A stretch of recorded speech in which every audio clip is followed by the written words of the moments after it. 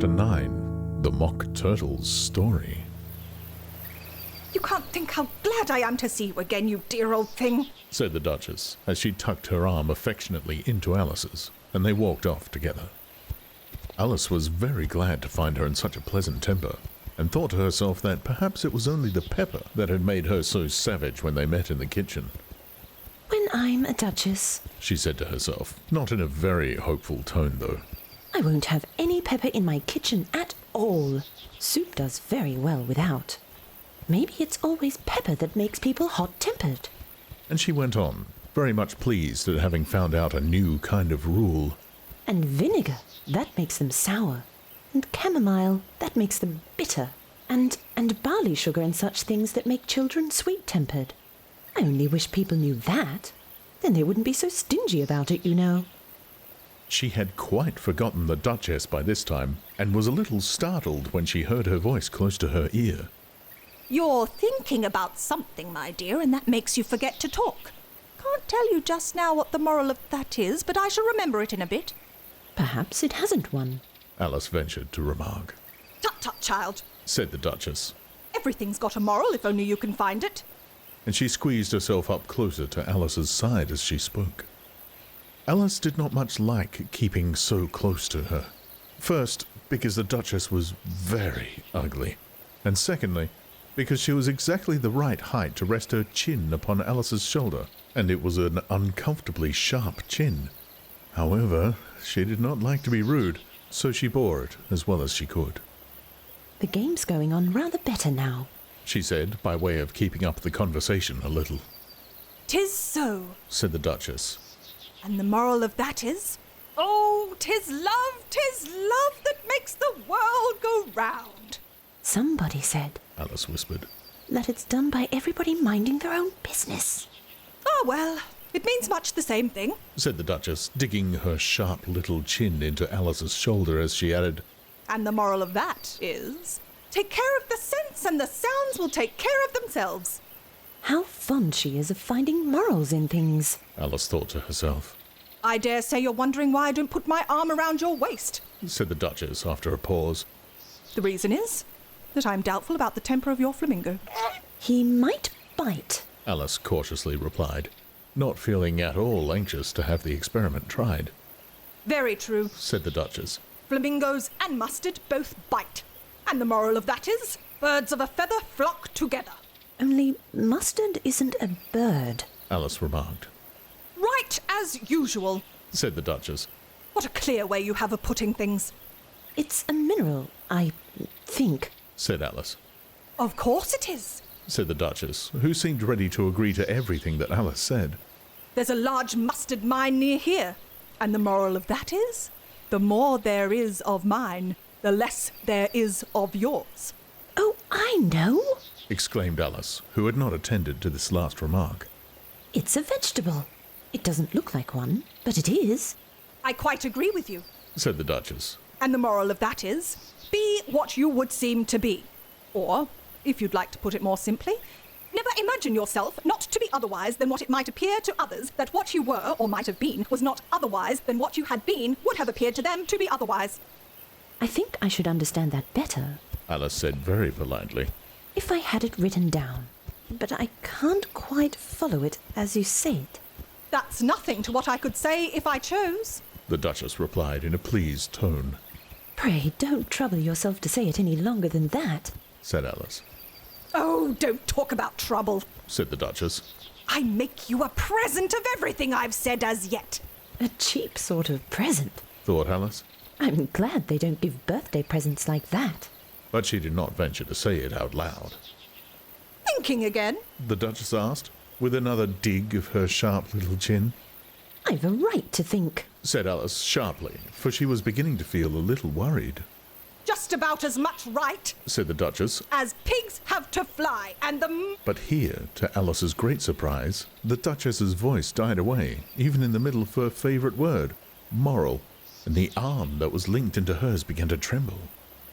Alice looked up, and there stood the Queen in front of them, with her arms folded, frowning like a thunderstorm. A fine day, Your Majesty.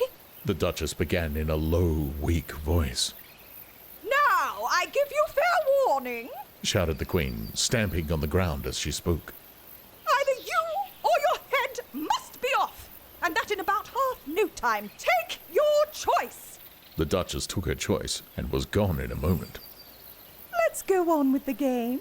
The Queen said to Alice, and Alice was too much frightened to say a word, but slowly followed her back to the croquet ground. The other guests had taken advantage of the Queen's absence and were resting in the shade. However, the moment they saw her, they hurried back to the game, the Queen merely remarking that a moment's delay would cost them their lives. All the time they were playing, the Queen never left off quarrelling with the other players and shouting, Off with his head! or Off with her head! those whom she sentenced were taken into custody by the soldiers, who of course had to leave off being archers to do this, so that by the end of half an hour or so there were no archers left, and all the players, except the King, the Queen, and Alice, were in custody and under sentence of execution. Then the Queen left off, quite out of breath, and said to Alice, Have you seen the mock turtle yet? No, said Alice. I don't even know what a mock turtle is. Well, it's the thing that mock turtle soup is made from. Said the Queen. I never saw one or heard of one. Said Alice. Come on, then, and he shall tell you his history. As they walked off together, Alice heard the King say in a low voice to the company generally, You're all pardoned. Come, that's a good thing. she said to herself, for she had felt quite unhappy at the number of executions the Queen had ordered. They very soon came upon a griffin lying fast asleep in the sun. If you don't know what a griffin is, look at the picture, Up, lazy thing, said the Queen. and take this young lady to see the mock turtle and to hear his history. I must go back and see after some executions I have ordered. And she walked off, leaving Alice alone with the griffin. Alice did not quite like the look of the creature, but on the whole she thought it would be quite as safe to stay with it as to go after that savage Queen, so she waited. The griffin sat up and rubbed its eyes. Then it watched the Queen till she was out of sight. Then it chuckled, What fun! said the griffin, half to itself, half to Alice. What is the fun? Said Alice, Why, she! said the griffin. It's all her fancy, that. They never execute nobody, you know. Come on. Everybody says come on here. Thought Alice as she went slowly after it. I never was so ordered about in all my life. Never. They had not gone far before they saw the mock turtle in the distance, sitting sad and lonely on a little ledge of rock. And as they came nearer, Alice could hear him sighing as if his heart would break. She pitied him deeply. What is his sorrow? She asked the griffin, and the griffin answered very nearly in the same words as before. It's all his fancy, that. He hasn't got no sorrow, you know. Come on. So they went up to the mock turtle, who looked at them with large eyes full of tears, but said nothing. This here young lady, Says the griffin.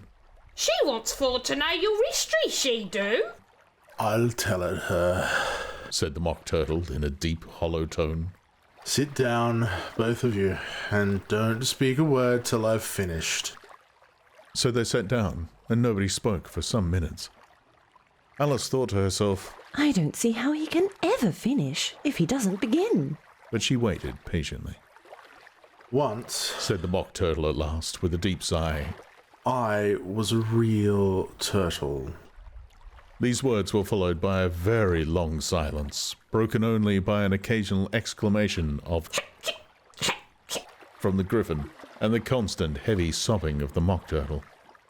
Alice was very nearly getting up and saying, Thank you, sir, for your interesting story. but she could not help thinking that there must be more to come, so she sat still and said nothing. When we were The little, mock turtle went on at last, more calmly, though still sobbing a little now and then. we went to school in the sea. The master was an old turtle. We used to call him Tortoise. Why did you call him a tortoise if he wasn't one? Alice asked. We called him Tortoise because he taught us. Said the mock turtle angrily. Really, you're very dull. You ought to be ashamed of yourself for asking such a simple question. Added the griffin. And then they both sat silent and looked at poor Alice, who felt ready to sink into the earth. At last, the Griffin said to the Mock Turtle, Drive on, old fellow, don't be all day about it. and he went on in these words. Yes, we went to school in the sea, though you mayn't believe it. I never said I didn't. Interrupted Alice. You did, Said the Mock Turtle, Hold your tongue. added the Griffin, before Alice could speak again. The Mock Turtle went on. We had the best of education. In fact, we went to school every day. I've been to day school too. Said Alice. You needn't be so proud as all that. With extras. Asked the Mock Turtle, a little anxiously. Yes, Said Alice. we learned French and music. And washing. Said the Mock Turtle. Certainly not. Said Alice indignantly. Ah, then yours wasn't really a good school. Said the Mock Turtle, in a tone of great relief. Now in ours, at the end of the bill, French, music, and washing. Extra. You couldn't have wanted it much. Said Alice. Living at the bottom of the sea. I couldn't afford to learn it. Said the Mock Turtle with a sigh. I only took the regular course. What was that? Inquired Alice. Reeling and writhing, of course, to begin with. The Mock Turtle replied. And then the different branches of arithmetic, ambition, distraction, uglification, and derision. I never heard of uglification. Alice ventured to say. What is it? The Griffin lifted up both its paws in surprise. Never heard of uglifying? It exclaimed. You know what beautifying is, I suppose? Yes, Said Alice doubtfully. it means to make anything prettier. Well then, The Griffin went on. if you don't know what to uglify is, you are a simpleton. Alice did not feel encouraged to ask any more questions about it, so she turned to the Mock Turtle and said, What else had you to learn? Well, there was mystery. The Mock Turtle replied, counting off the subjects on his flappers. Mystery, ancient and modern, with seography and then drawing. The drawing master was an old conger eel that used to come once a week. He taught us drawing, stretching, and fainting in coils. What was that like? Said Alice. Well, I can't show it to you myself. The Mock Turtle said. I'm too stiff, and the Griffin never learned it. No, well, and time. Said the Griffin. I went to the classical master, though. He was an old crab, he was. I never went to him.